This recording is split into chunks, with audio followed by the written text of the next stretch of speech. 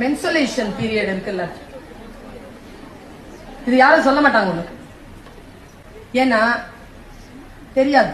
25,000 உயிரற்ற உடல்களை போஸ்ட்மார்ட்டம் செஞ்ச மதுரை பெரியாஸ்பத்திரி டாக்டர் தினமணியில ஒரு நடுப்பக்க கட்டுரை ஒண்ணு எழுதியிருந்தார். அன்னிலிருந்து என்னுடைய புத்தி வேறு.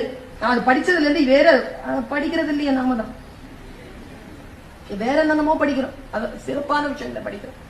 படிங்க, பாக்குறத விட படிங்க. பழகிட்டீங்கன்னா படிக்க முடியாது. பார்வையாளர்களுக்கு இல்லாத சுதந்திரம் வாசகனுக்கு இருக்கு. இந்த சுதந்திரத்தோடு படி. உடம்புல இருக்கக்கூடிய அந்த ஆய்வு கூறு, உடம்ப போஸ்ட்மார்ட்டம் பண்ண அந்த டாக்டர் சொல்ற 90 விழுக்காடு சூசைட் பண்ண அந்த பாடிஸ், ஆக்சிடென்ட் ஆன பாடிஸ் தவிர்த்து சூசைட் பண்ண பாடிஸ் மட்டும் எடுத்தா அதுல 90% லேடிஸ்ங்கிறாருங்க. அதுலயும் அவர் ஒரு வார்த்தை சொன்னாருங்க, நிறைய பேர் தீயிட்டு தற்கொலை செய்து கொள்கிறார்கள். அந்த காலத்துல இன்னில இருந்து ஒரு 20 வருஷத்துக்கு முன்னாடி தீயிட்டு தற்கொலை செய்து கொள்கிறார் அப்படி சொல்லிட்டு அவர் ஒரு குறிப்பு எழுதினார். எனக்கு புரியல, எனக்கு காலம் போக போக புரியுது. அவர் சொல்ற தீயிட்டு தற்கொலை செய்து கொள்வது என்பது ஆகப்பெரிய அன்பினுடைய வெளிப்பாடான வன்முறையான வெளிப்பாடுங்கிறார். எனக்கு வலிச்சா நீ சாவல, எனக்கு எவ்வளவு வலிக்குது அப்படின்னு காட்டுறதுக்கான முயற்சியாம். என்ன புத்தி! 90 விழுக்காடு பெண்கள் அப்படி செத்து